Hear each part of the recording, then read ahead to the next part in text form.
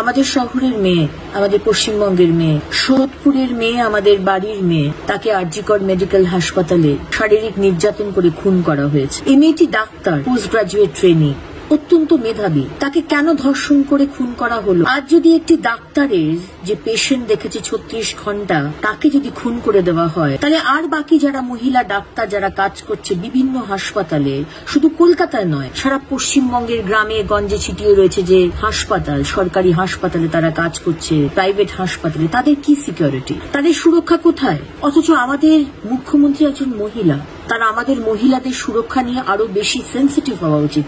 আজকে এই মেয়েটিকে যারাকে আমরা হারালাম, আরেক নির্ভয়া, আসুন তার যে খুন, এই যে অত্যাচার, মা বাবার একমাত্র সন্তান, কালকে তার মা আমায় বলছিল আমি আর আমার স্বামী সেলাই করে তাকে ডাক্তারি পড়িয়েছি, খুব কষ্ট করে।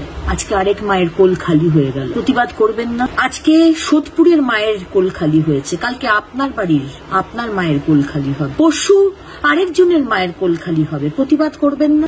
একসঙ্গে প্রতিবাদ হবে। এই অত্যাচার আমরা আর সহ্য করব না, এটা বন্ধ করতেই হবে। প্রতিদিন সকালে উঠে একজন না একজন কারুর 6 থেকে 60, 8 থেকে 80 তাকে ধর্ষণ, গ্যাং রেপ, নির্বস্ত্র করে ঘোরানো, সালিশি সব আর নিতে পারছি। তাই আসুন একসঙ্গে আমরা প্রতিবাদ করি। ভালো থাকবেন।